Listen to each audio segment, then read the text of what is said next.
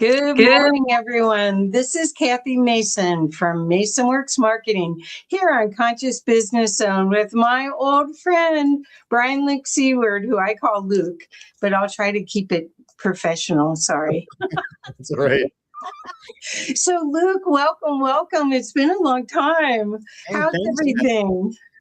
Things are great. Yeah, it's been too long. It's so good to be back on the show, and so good to see you. And we got to get together for in-person live breakfast or coffee or something. Yeah. Well, I met Brian Luke Seaward over 10 years ago because 20 years ago. Huh? 20 years ago. Oh, yeah. Well, I'm not claiming it. Okay, so,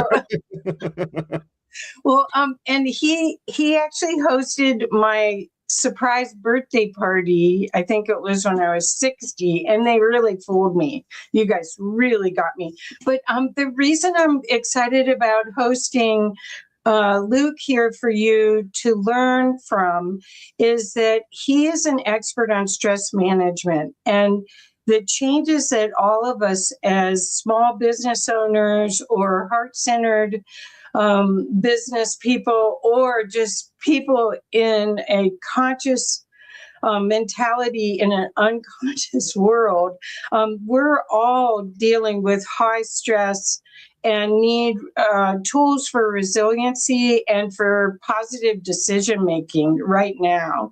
And Luke has just written a new book called Mind Over Anxiety, Resiliency for Challenging Times. So what I was hoping he could do is we're going to talk a lot about the book, but we're also going to talk about his journey, which he does share quite a bit in the book of how he became so interested in stress management.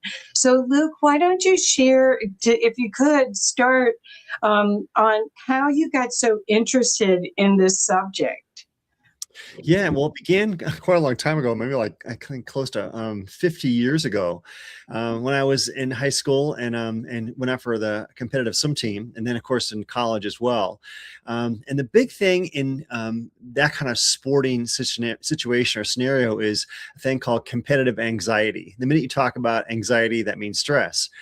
And I was enthralled with the works of Mark Spitz, has 7 gold medals. Of course, now we have Michael Phelps. But it turns out that that led me into the career path of health psychology and sports psychology. And it turns out that I was asked to be a sports psychologist for the Olympic biathlon team back for I think the 88 Calgary Olympics. And, I taught everything from relaxation skills. We called it mental training, but things like concentration skills, things like progressive muscular relaxation, meditation. We even did some team dynamics playing charades because these athletes were competing against each other on our team, as well as the athletes from Russia and Norway and all the Scandinavian countries and such. So I really got my feet wet in terms of psychology and performance anxiety with Olympic athletes. But once the Olympics ended, then I went back into academia, where I taught stress management to college students for several years and realized that everyone's got stress. I mean, no matter how old you are, what kind of work you're in, and then of course we had Columbine that brought it down to the school level here, but everyone's got stress. So when I was in academia, I wrote a textbook because my perspective on stress management is very holistic. Before I wrote my book, most every textbook on stress management looked at the symptoms of stress, and it was a very, very clinical, very sanitized way to deal with physical problems. And I thought to myself, this is boring. So I thought, how come there's nothing in a textbook that talks about Tai Chi or yoga or art therapy or music therapy or humor therapy? So I wrote a textbook that included all of these mind, body, spirit approaches to dealing with anxiety. And that's become my claim to fame. However, I got a new book out. We could talk about that too when you're ready. So you basically saw what was in the marketplace, and I think at that time you're also experiencing, you got to work with some amazing people, Jane Goodall. I mean, you had like a star-studded experience in your early years. Do you want to talk a little bit about that too? I mean, because your Earth Songs video, which was made into a PBS special, but you also made it into a beautiful coffee table book that I have downstairs.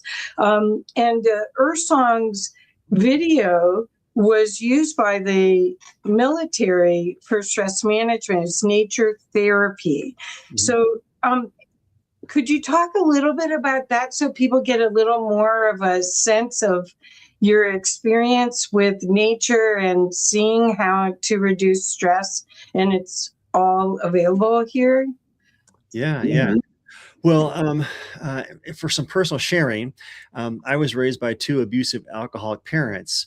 And part of my way with coping with the stress of that scenario was to go out in the backyard woods and be in nature. And I loved it. I got a chance to, study birds and nature and all kinds of things. And I took that when I began to teach stress management in graduate school. I took that idea of nature therapy and brought it into the classroom with some slideshows. I did some photography, and it turned out that ended up becoming a big hit. And I thought maybe I got something here. So I decided to do another version of that as a product. And then came this idea, let's do a video. And about the same time that I was doing this project of Earth Songs, became a whole popular technique for stress management called forest bathing. So it was almost like this was in the zeitgeist of the human consciousness that we need to spend more time in nature. And the research shows that people who do spend time in nature basically reset their circadian rhythms in sync with harmonious living, if you will.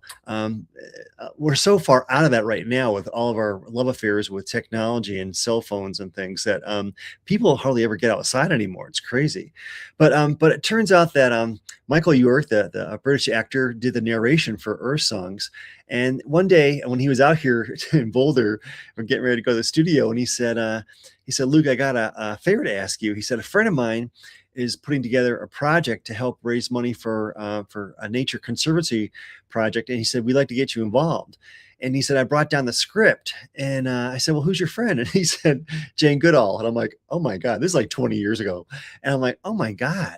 And so and it turns out that I thought he was kidding at first. I'm like, I'm a nobody in terms of doing this kind of work with film production and such. But he saw some potential, and he said, let's do this. And then Jane Goodall was coming to Denver like about a month later. So I found that out, and I called up Michael, and I said, Michael, Jane Goodall is coming to Denver. Maybe I can try and meet her. And he said, I'll take care of everything. Ended up having like a 2-hour lunch with her.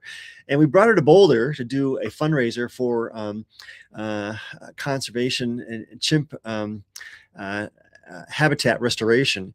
And so that's how I got to work with Jane Goodall and do that project with her that raised a lot of money for her organization. It was very sad to see that she passed away last year, but I'll tell you, she went the distance. I mean, to go as long as she did, traveling 300 days a year, trying to promote and raise awareness for nature and the healing power of nature and wildlife. It's just remarkable. So I feel grateful that she's in the category of one of my friends and colleagues, and to do a great project with her. Well, I have to say that Earth Songs video is how I think I connected with you and helped you when you would do presentations. I'd be in the back trying to sell the videos and the books for you.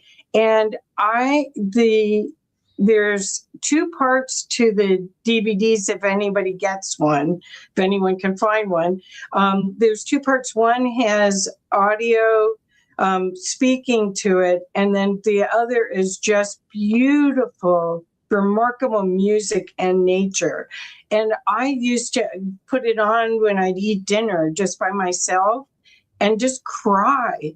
There's something about that connection to that beauty, the divine beauty that's all around us, that just is it's just a cleanse for your whole system, your nervous system, I think.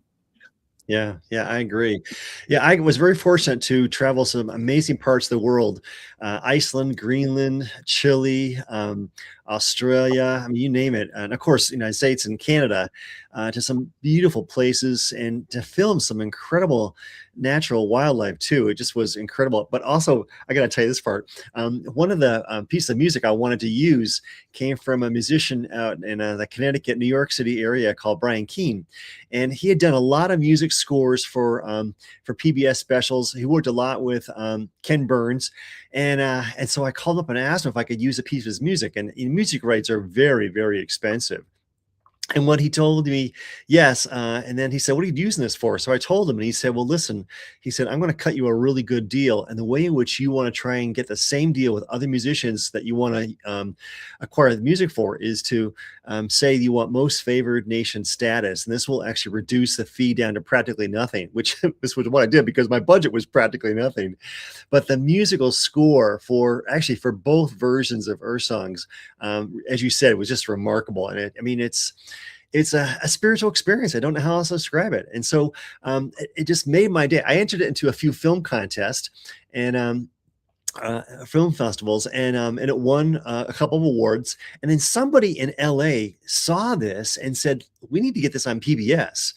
And I mean, it's one of those things where it pinched me moments to think that you have a movie that you make that is now going to be seen nationwide on several stations across the country here. So it was pretty remarkable. And then I got another surprise that found out was being used by the military for purposes of mindfulness and resiliency training for the active soldiers as well as the Wounded Warrior program too. So I mean that was pretty incredible. It was truly a divine gift that I was able to share with the world.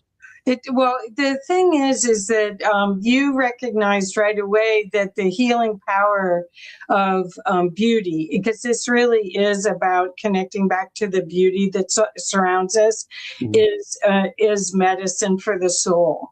And I mean, it really is soul work that you've done, I consider. But I want to ask about why you think nature is such a powerful regulator of the nervous system. Yeah, great question.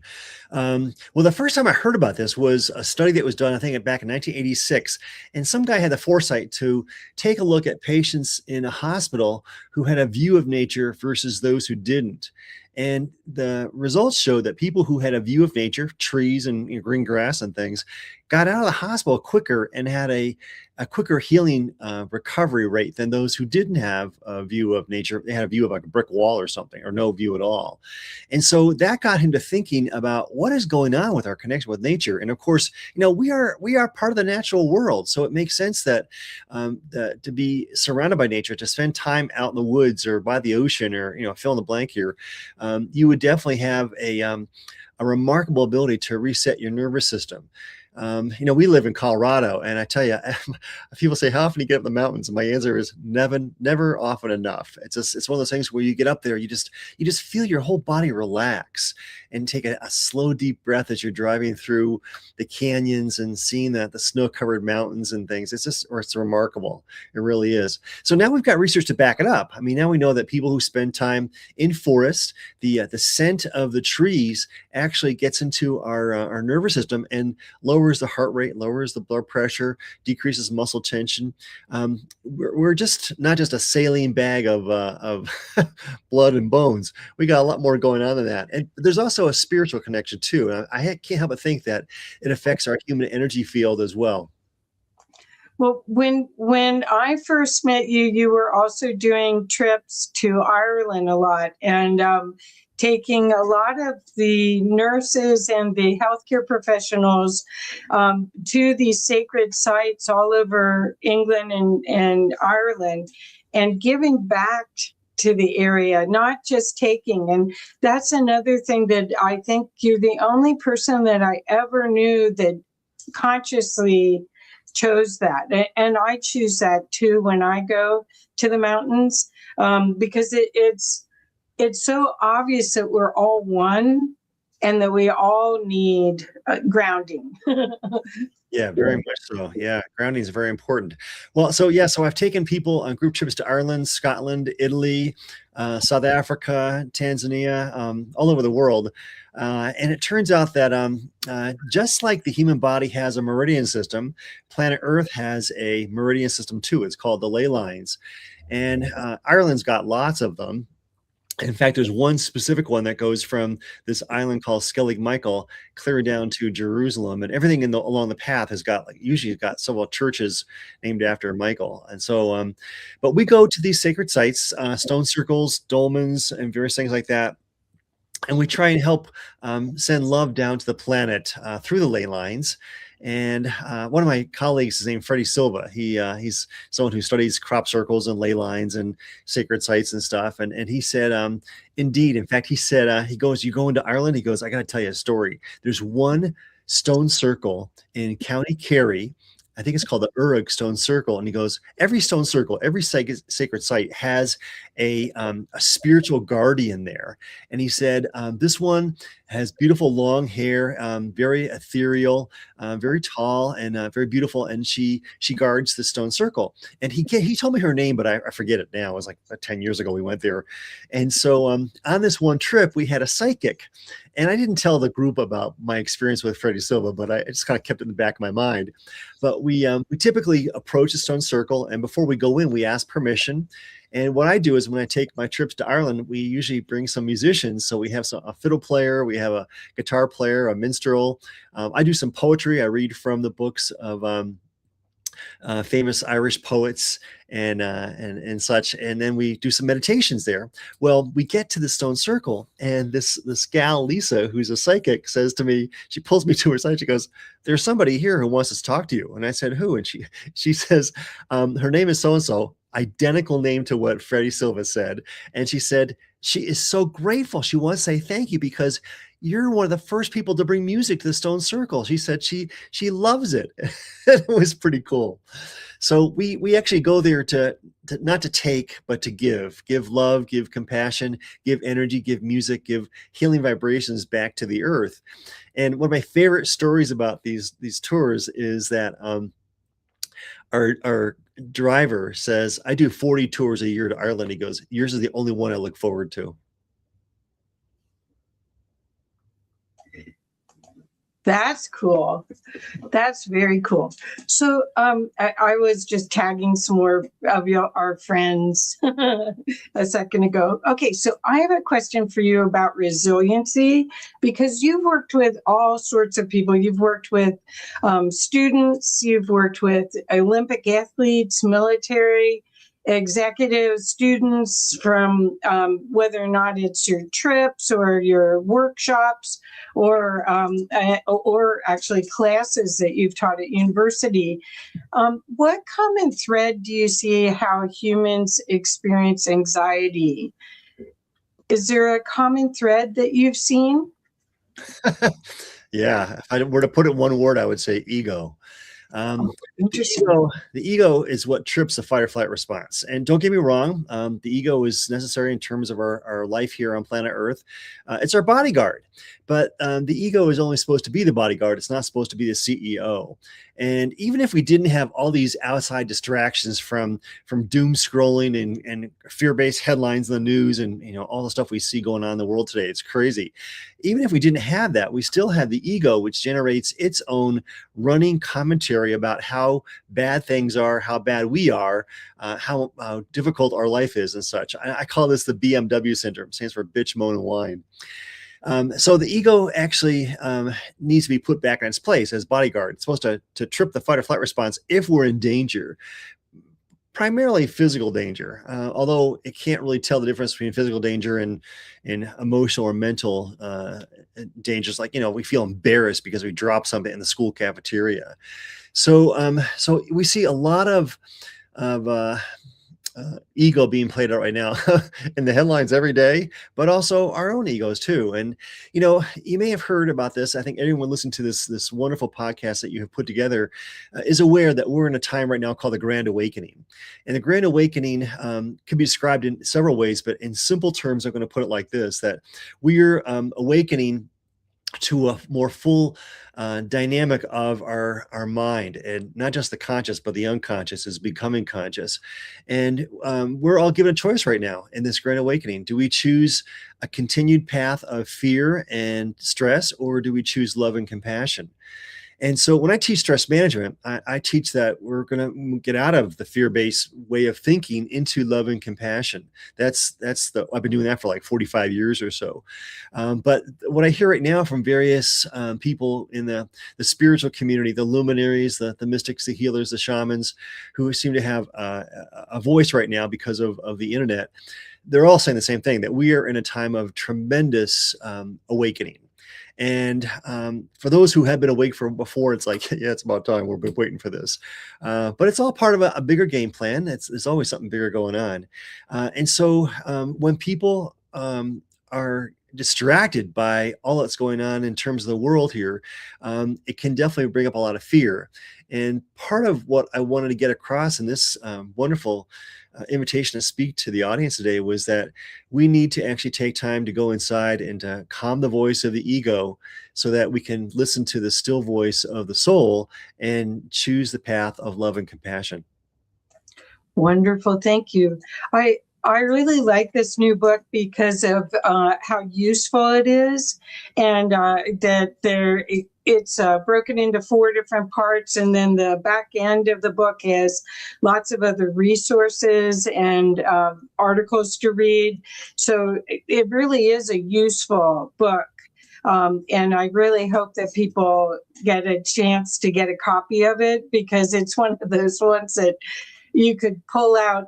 You could actually just go to the back of it, the half on, and just pick something to do. And whether it's a breathing exercise or a grounding exercise, you can definitely change your mood right away without any tools. Really, that's what's, this is such an empowerment tool.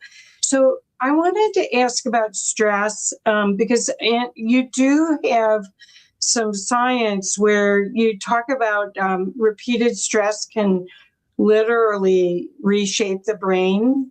Mm-hmm. What happens neurologically when someone lives in a constant state of fight or flight? Yeah, great question. Well, we now know through, first let me backtrack a second. Every decade, the medical community picks one organ to kind of study really well. And I think like maybe 2 decades ago, maybe a little bit longer, they picked the brain. And that's about the same time fMRIs began to become popular. And they've been studying the brain ever since. They're so fascinated with seeing our thought processes in real time. But we now know that we can actually wire the brain for stress. In fact, people are doing this on a regular basis right now in terms of doom scrolling and constant time on the internet. And don't get me wrong, technology is not bad, the internet's not bad, but to always be plugged into to this thing without giving your brain and your mind a chance to calm down and relax is definitely problematic. And we are seeing a whole generation of kids today who are basically geared in the fight or flight response nonstop. And that ultimately is going to have an effect on their physical health. In fact, Kathy, I got to tell you, back when I was teaching, 45 years ago in the college level, I would have students who would say to me, yeah, my grandfather's got this problem, my grandmother's got this problem. And it was a stress-related problem, chronic stress. But these people were in their 60s and 70s. We're seeing kids today younger than 20 who have got the same chronic health problems because of an overactive stress response stuck in fight or flight. Now, the good news is that the techniques for meditation can actually begin to rewire your brain for relaxation. And that was the point of this. In fact, this publisher out in the New York City area asked me to do a 4-part podcast on stress, anxiety, and neuroplasticity. And so, but she goes, I don't really want a podcast. I want you to kind of like do a lecture, but make it sound user friendly. So it wasn't a conversation. It was more like me just kind of like saying what I know. And by the time we got done, she said, this is more than a podcast. This is a book. And so she had all of the podcasts transcribed, sent me a 45-page manuscript and said, can you add to this and beef it up a little bit? And so I did. And, and that's how come we have the book called Mind Over Anxiety. What I learned a lot too, because this is not my area of expertise about how the brain functions per se.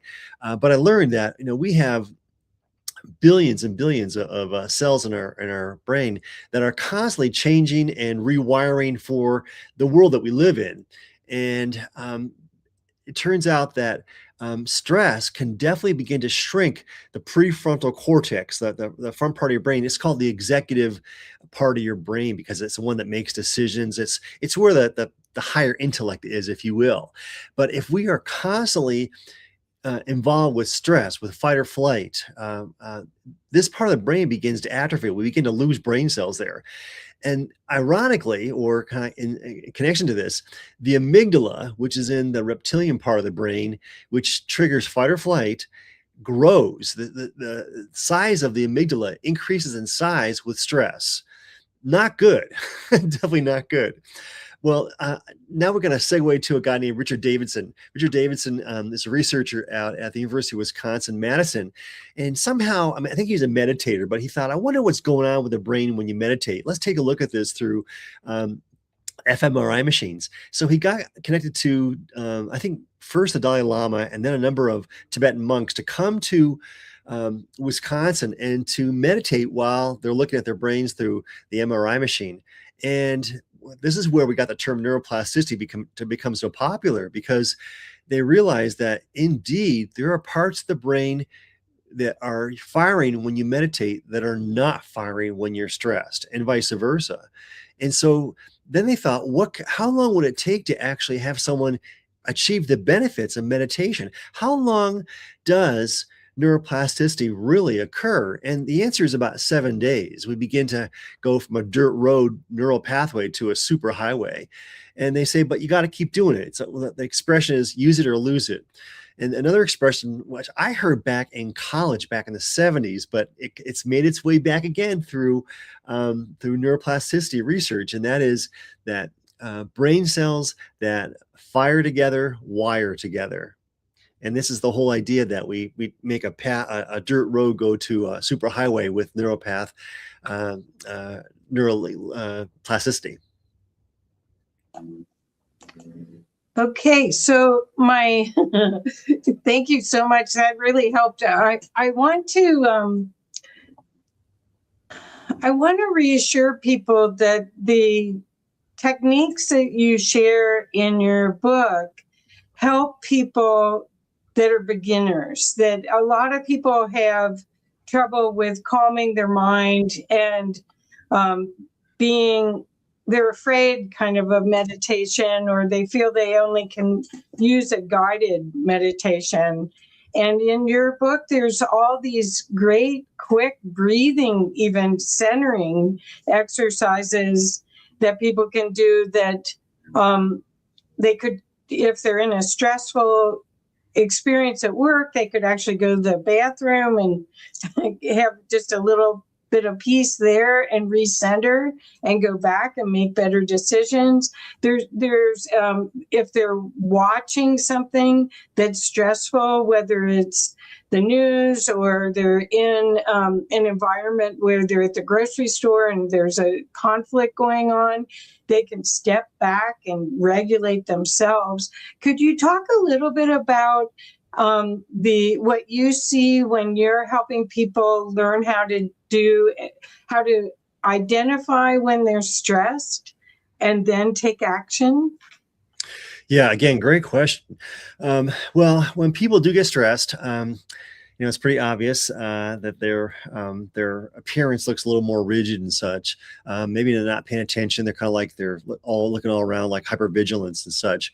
And then also sometimes with what they say, their tone is kind of negative. They kind of do what I call the BMW syndrome.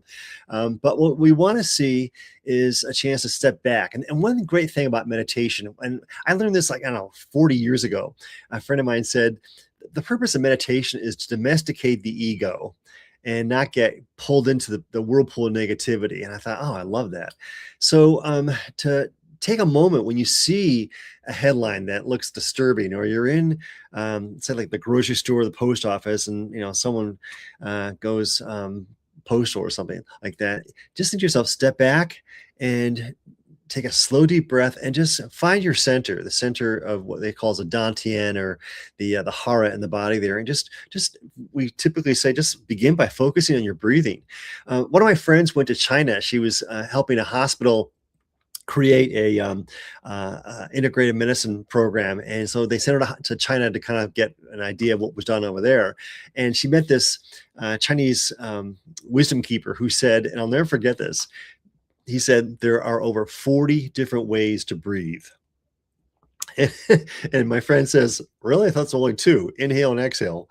And what this guy said was basically that we can actually regulate our breathing, very slow in and twice as slow out. Or there's all different types of methods now. That's the box method of breathing. There's the circular method of breathing. And I have a lot of these in the book. But just take a moment just to close your eyes if you can, and just focus on your breathing, which really brings you back to the core, to being grounded and centered. And so I put these in the book.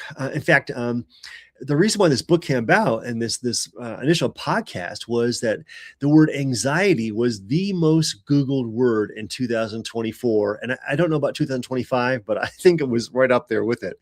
There is so much anxiety. And we probably should talk about the difference between anxiety and stress.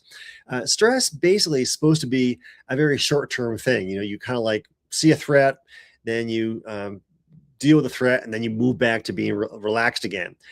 It's a very acute thing, and stress can go a little longer than that, obviously. But when we are set in chronic stress, where you're continually stressed out time and time again, all day long, this is anxiety. And there's degrees of anxiety, and we're just talking about everyday anxiety. I mean, if you really feel as if this is something that just you're immobilized, you can't leave the house, then this would be a good idea to try and find a good therapist. And there are lots of people out there who can help you. But this book and this conversation really is just for people who are navigating their lives and coming across a lot more stressors than they might normally do in the course of a day, and thinking, how am I going to deal with this? And there are lots of stressors out there. I mean, it used to be the top 10 stressors include things like death of a spouse or loss of a job. I mean, I'm not going to give the list right now, but look at the headlines, or don't look at the headlines. It's crazy. But we have a lot of problems out there.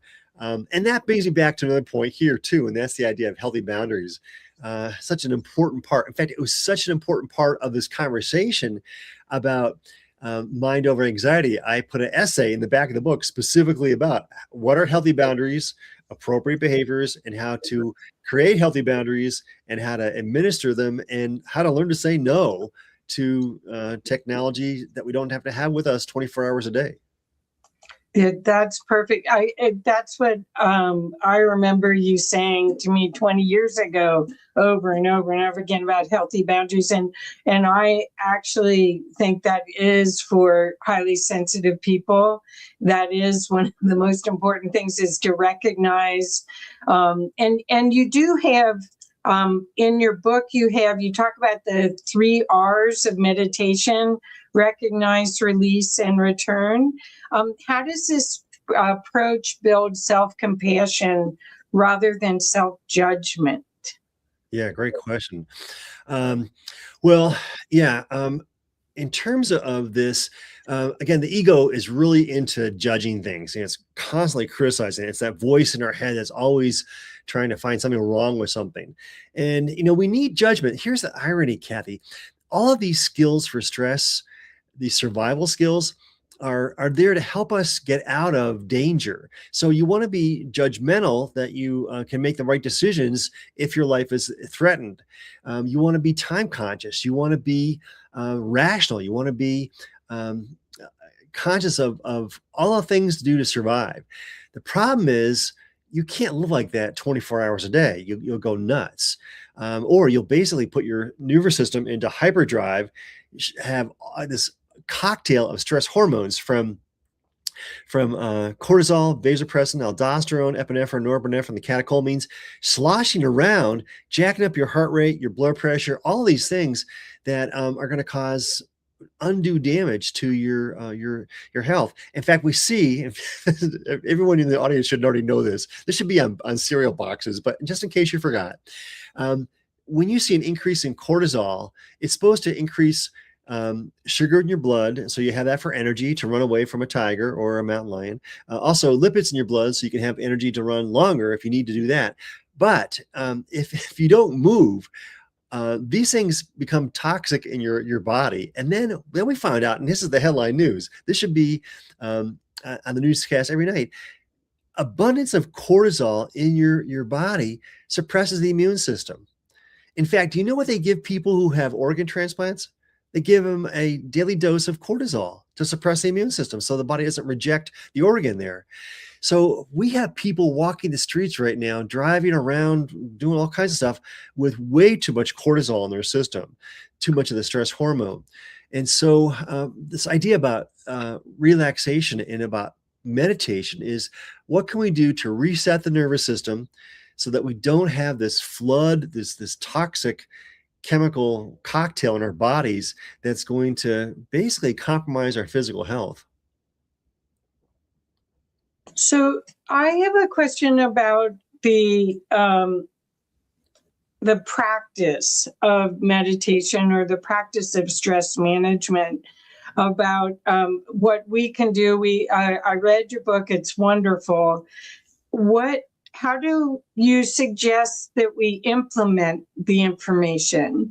Are there studies that say if you just do at least a week straight, you'll be hooked, or you'll see a big difference physiologically? Is there something you could help us understand so that we could be hooked like you are?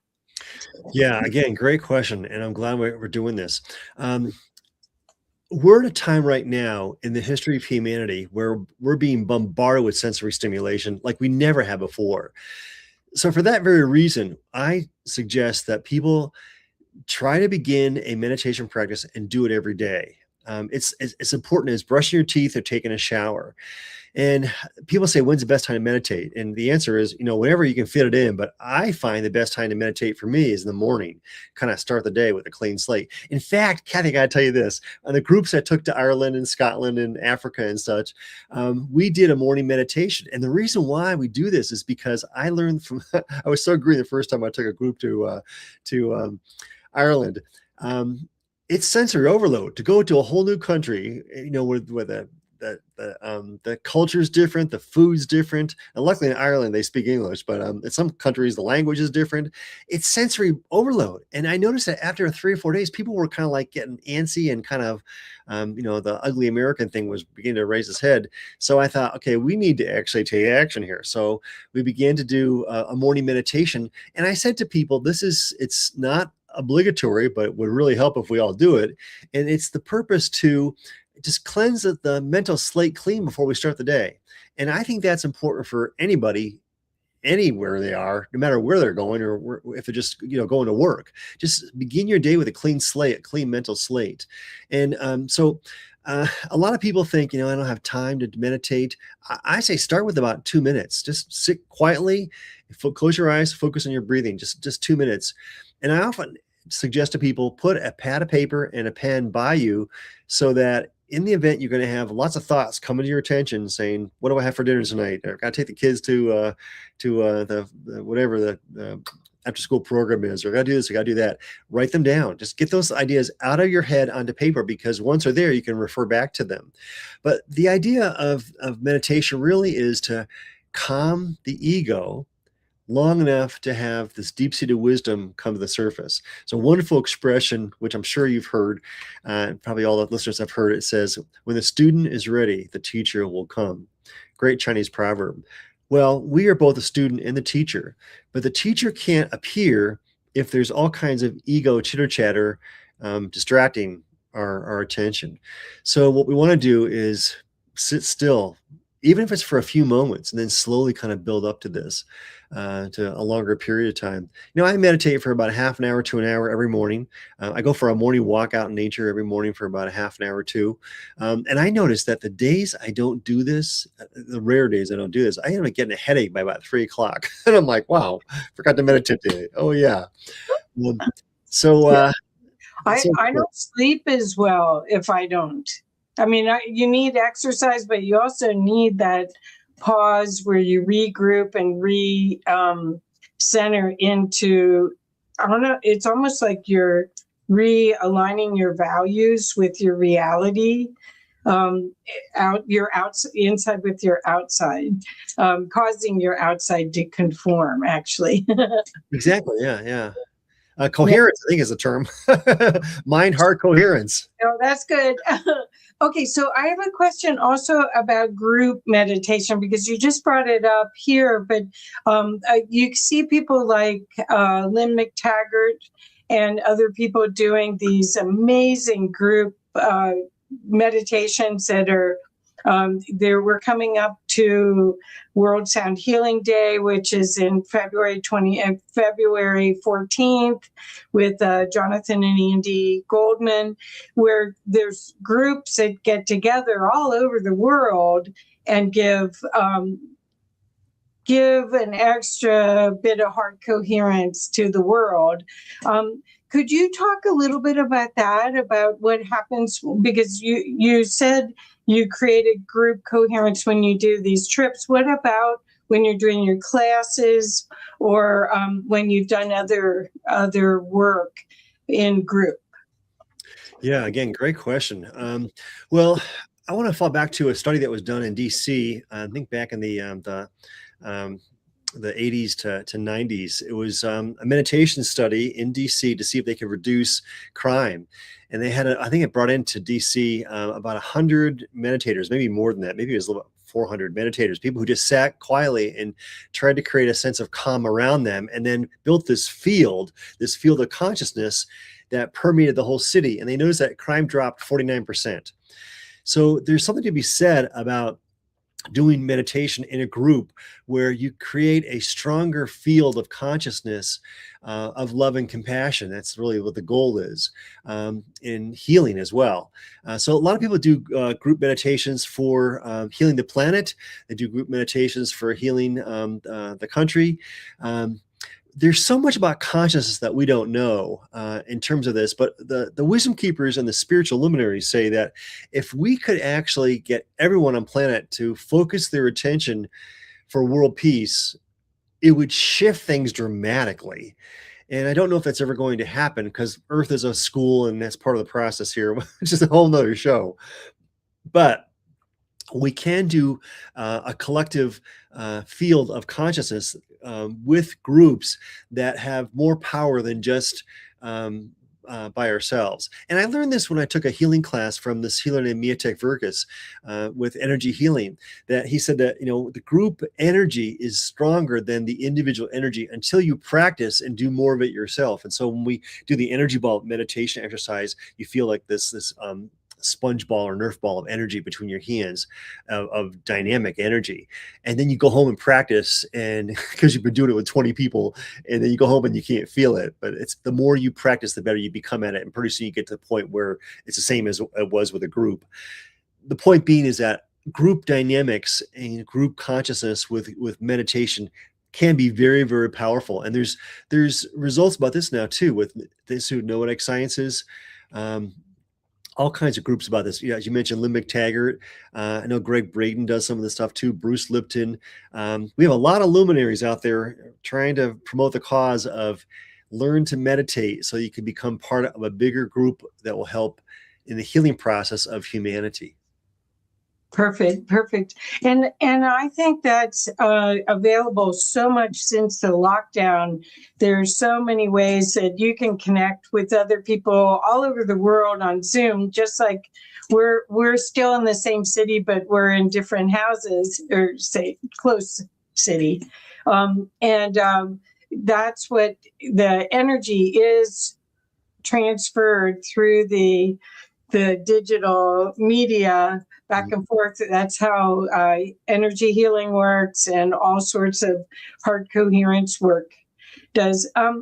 Wanted to ask Luke, what you feel is the best way for individuals to stay informed without being emotionally overwhelmed or depleted during this time?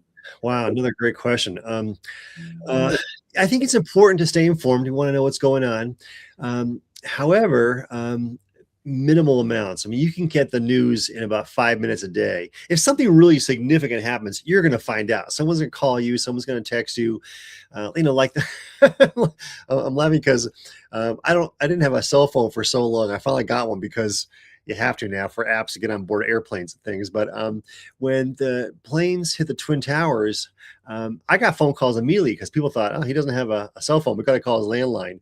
If something happens, you'll find out. Your collection of friends and a network of family and friends will keep you in the loop there.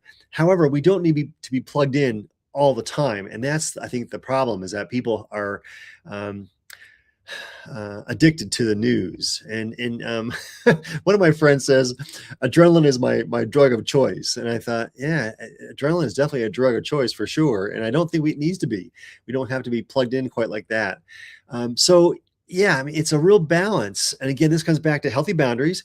I like to know what's going on. I don't want to be ignorant of world affairs and things. But at the same token, in tiny amounts, very tiny amounts, just to get a feel and then let go of it. It's a wonderful expression that I like to include, which I'm sure you've heard before, but it's so important now. It says, observe, don't absorb. And that's back the message of meditation is that, see what's going on, be mindful, but leave the judgment aside. Don't bring that and make that part of your own. And it's for those of us who do have a compassionate element to our consciousness, it's hard not to feel hurt or empathetic when we see what's going on in the world. It's crazy. It's absolutely crazy. That's part of the big wake up too. So I don't know if this is an answer to your question, but yeah, well, I think the big wake up is there's a huge balance between knowing what's going on out there, because it really seems the chaos of it is so great. And it seems so orchestrated that, we forgot. And then that trauma drama is totally dropped. And maybe if they didn't get enough juice out of it, they'll bring it back in 2 weeks. But otherwise, they're on to the next trauma drama. And those of us like me that are highly sensitive, I just can't. My daughter used to kid me and say, you get all your news on Facebook. And I thought, I probably do. Because I haven't listened to the news. When you travel, you're stuck. CNN's everywhere. I mean, you're stuck. But in general, I feel like you do that if something is pending or difficult, I'm going to find out about it. I don't have to. Well, actually, now you even get alerts on your phone. Yeah. So, yeah. So, but that is where it's hard, especially if you think about the life of all these different generations. You've got these huge varieties of experiences right now between us as baby boomers and all the way down to the new kids that have a different mentality on reality than we do. You just see the change is just very, very stressful. It's just very stressful. And the people taking positions and not listening to each other is very stressful. Do you feel that your new book, your Mind Over Anxiety, Resiliency for Changing Times, do you feel that your book will help every generation understand what their superpowers can be and empower them to transfer through this changing time with more ease and grace? Yeah, I think so. That was the reason why I wanted to put it out there. I think that there has to be an interest in saying, I had enough of this stuff. I can't do it anymore. I gotta switch gears. And it's a small book. It's very user friendly, very easy to read. It's broken up in very digestible parts there. Also got to tell you that I said to my editor and publisher, can we put in some QR codes? Because the younger generation, they have a cell phone in the hand all the time. What if we put in some QR codes to some of the meditations and some of the guided visual imagery that we have from Earth Songs too? And she said, what a great idea. So those are in the back of the book, which I think is pretty fun. But to answer your question, yes, I think that this book is available for an easy for people of any generation and any background to take a little nibble here and there of some content and then just give it a shot, just give it a try. I'd like to include this wonderful mantra with the book here, and that is that as we shift from fear to love, as we take the path of love, and that would also include service to others, I love the expression that says, enter the room with your heart first. Enter the room with your heart first. Let the vibrations of love and compassion come from your heart space, as opposed to the noisy sounds of the ego that broadcast fear everywhere. We can make that shift, and it can be done as easy as the blink of an eye, but it takes practice. The expression, how do you get to Carnegie Hall? Practice, my dear, practice. We need to practice it. And because it's a skill, meditation is a skill. The more you do it, the better you become at it. And, no one's ever perfect at this, but you just get to a point where you're not going to be as easily triggered by the news headlines of the day when you've had some time in the morning just to calm your mind, because you're going to say, oh, that's just more fear-based clickbait, and I'm not gonna buy it today. I'm not gonna bite. I got something more to do. Well, I know we've talked a little bit about digital toxicity, but I wanted to ask you something that hopefully won't throw a monkey wrench in this conversation. But I wanted to ask you about AI, because a lot of people, I have a GPT store, and my best-selling GPT is personal. It's about a personal coaching GPT. And so there's a lot of people that aren't going to coaches anymore, or they're not maybe getting therapy. They're going to ChatGPT or one of the other online AI platforms, which, don't get me wrong, I use it every day. I like it. I think it's a hammer, which is a tool to be used. I'm not afraid of it.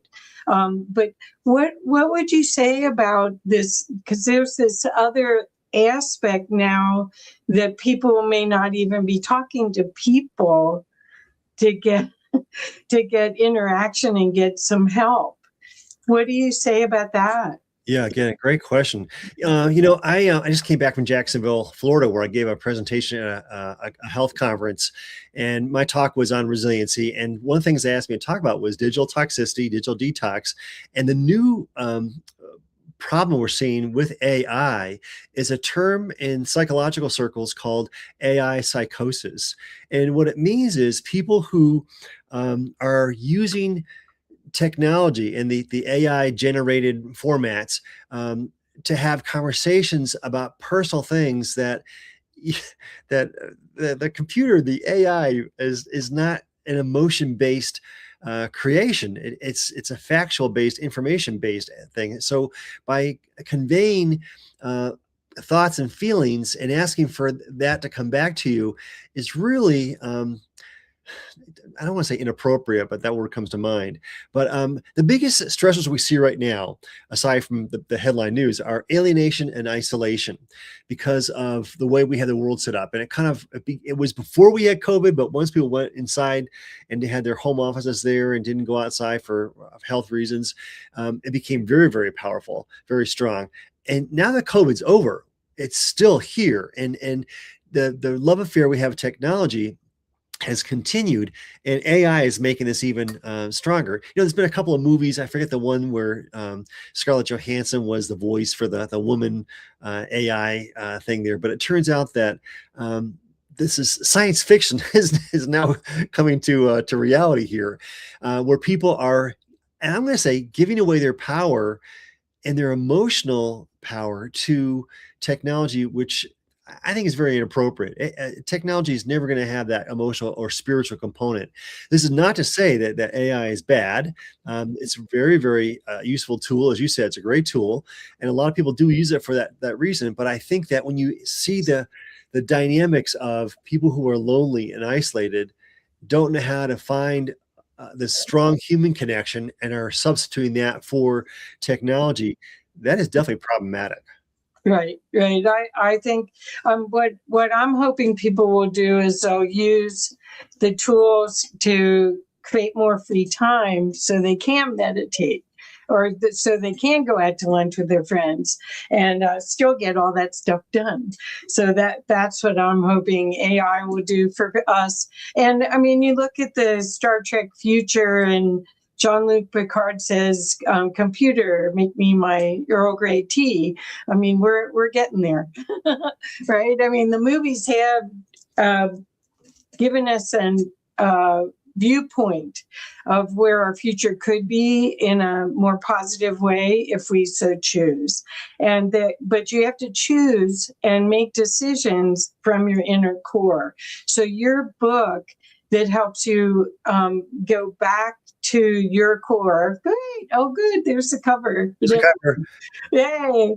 I highly recommend it. I read it. It was an easy read, an enjoyable read, and a very useful book in order to help guide you.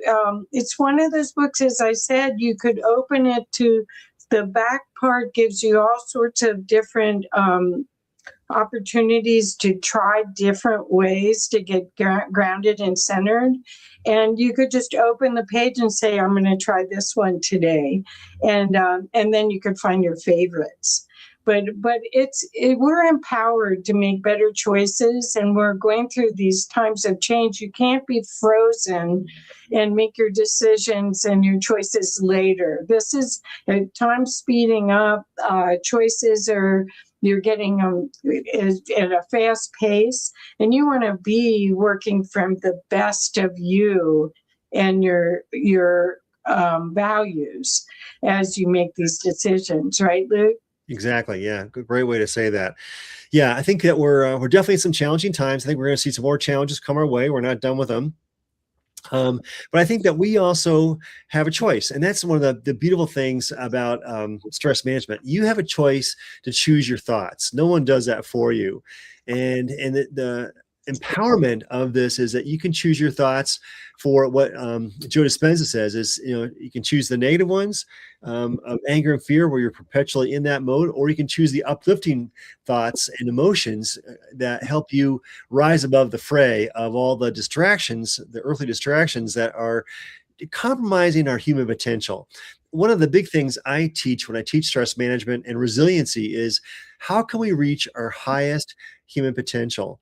And I am convinced that meditation is one of the best tools to do that, so that we can actually achieve who we're supposed to be with integrity and with authenticity, and not be basically a stress ball at the whim of the winds of change.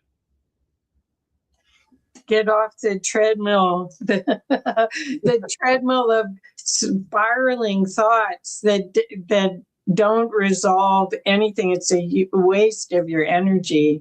And this is a time to co-create with the universe at a really high level, where in my experience, the veils are gone or very, very thin, and your thoughts do create your reality, just like Seth said.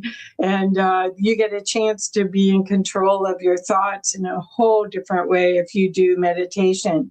So Luke, this is we need to wrap up. So I want to ask for one more, just if there's a nugget that you want people to take away from this new book that you wrote, Mind Over Anxiety, what would be that nugget that you'd like to share with us? Yeah, I would say our natural state is love and compassion. It's not stress and anxiety. I think it's a situation where a lot of people have fallen into that default, but we can quickly change that with some practice of these skills. And meditation's a skill first and foremost for relaxation. And so I think that and anyone can do it. It's been done for thousands of years. You know, when I told this workshop I did in Jacksonville, Florida, was the stressors that we have today, we didn't have 30, 40 years ago. But the techniques to deal with stress are thousands of years old because they've been tested over time to be effective, and they still work. And so meditation is definitely in the category of that. Mindfulness, definitely in the category of that. And you don't give your power away. You actually reclaim your personal sovereignty. This is a chance to reclaim your personal sovereignty and to rise to your highest level of your human potential. Beautiful, beautiful. Thank you so much, Luke. And please, everyone, go to Luke's website, which is in the description, and get his new book. You'll be so glad that you have it in your library, whether it's your digital library or your physical library. Personally, I'm still a bookaholic, and I like physical books like you do. But I want to recommend it wholeheartedly as a tool in your toolkit for these changing times. Thank you, Luke. Hey, thanks, Catherine. And let's get together soon, okay? We're long overdue for an in-person connection. Bye, everyone. Thank you. Bye-bye.